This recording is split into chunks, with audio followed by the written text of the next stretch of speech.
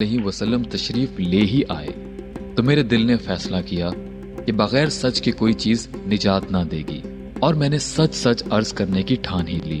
حضور صلی اللہ علیہ وآلہ وسلم کی عادت شریفہ یہ تھی کہ جب سفر سے واپس تشریف لاتے تو اول مسجد میں تشریف لے جاتے اور 2 رکعت تحیۃ المسجد پڑھتے اور وہاں تھوڑی دیر تشریف رکھتے کہ لوگوں سے ملاقات فرمائیں۔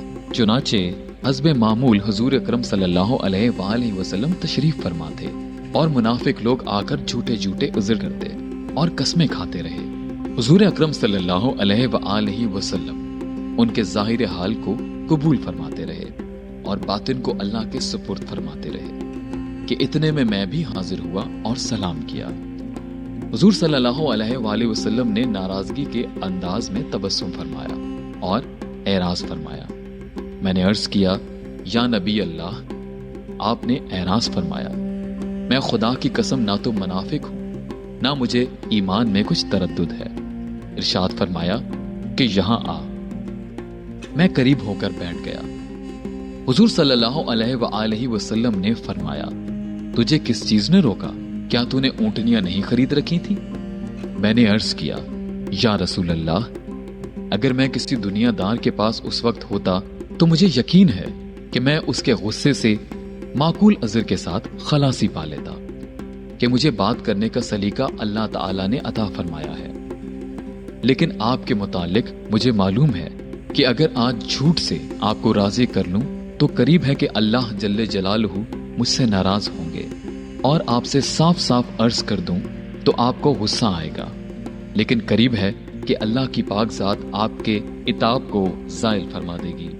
اس لیے سچ ہی عرض کرتا ہوں کہ واللہ مجھے کوئی عذر نہیں تھا، اور جیسا فارغ اور وسعت والا میں اس زمانے میں تھا کسی زمانے میں بھی اس سے پہلے نہیں ہوا۔ حضور صلی اللہ علیہ وآلہ وسلم نے ارشاد فرمایا کہ اس نے سچ کہا، پھر فرمایا کہ اچھا اٹھ جاؤ، تمہارا فیصلہ حق تعالی شانہ فرمائیں گے۔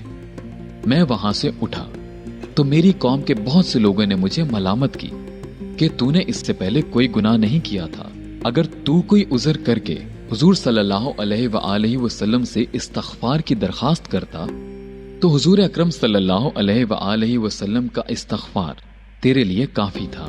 میں نے ان سے پوچھا کہ کوئی اور بھی ایسا شخص ہے جس کے ساتھ یہ معاملہ ہوا ہو؟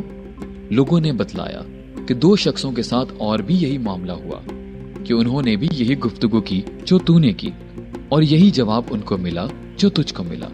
ایک ہلال بن امیہ رضی اللہ تعالی عنہ، دوسرے مرارہ بن ربی رضی اللہ تعالی عنہ۔ میں نے دیکھا کہ 2 صالح شخص جو دونوں بدری ہیں وہ بھی میرے شریک حال ہیں۔ حضور اقدس صلی اللہ علیہ وآلہ وسلم نے ہم تینوں سے بولنے کی ممانعت بھی فرما دی کہ کوئی شخص ہم سے کلام نہ کرے۔ یہ قاعدے کی بات ہے کہ غصہ اسی پر آتا ہے جس سے تعلق ہوتا ہے، اور تنبیہ اسی کو کی جاتی ہے جس میں اس کی اہلیت بھی ہو۔ جس میں اصلاح و صلاح کی قابلیت ہی نہ ہو اس کو تنبیہ ہی کون کرتا ہے؟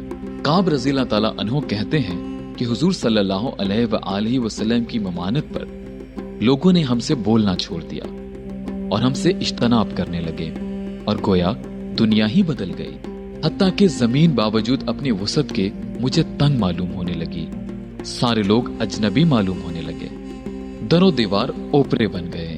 مجھے سب سے زیادہ اس کا فکر تھا کہ میں اس حال میں مر گیا تو حضور صلی اللہ علیہ وآلہ وسلم جنازے کی نماز بھی نہ پڑھیں گے، اور خدا نہ خواستہ حضور صلی اللہ علیہ وآلہ وسلم کا وصال ہو گیا تو میں ہمیشہ ہمیشہ کے لیے ایسا ہی رہوں گا، نہ مجھ سے کوئی کلام کرے گا نہ میری نماز پڑھے گا، کہ حضور صلی اللہ علیہ وآلہ وسلم کے ارشاد کے خلاف کون کر سکتا ہے؟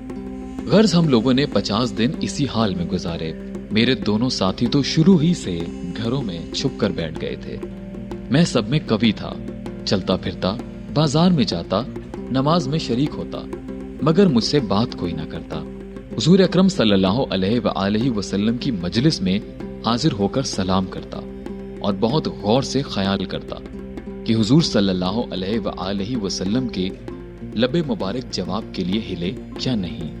نماز کے بعد حضور صلی اللہ علیہ وآلہ وسلم کے قریب ہی کھڑے ہو کر نماز پوری کرتا اور آنکھ چرا کر دیکھتا کہ حضور صلی اللہ علیہ وآلہ وسلم مجھے دیکھتے بھی ہیں یا نہیں۔ جب میں نماز میں مشغول ہوتا تو حضور صلی اللہ علیہ وآلہ وسلم مجھے دیکھتے، اور جب میں ادھر متوجہ ہوتا تو حضور صلی اللہ علیہ وآلہ وسلم منہ پھیر لیتے اور میری جانب سے اعراض فرماتے۔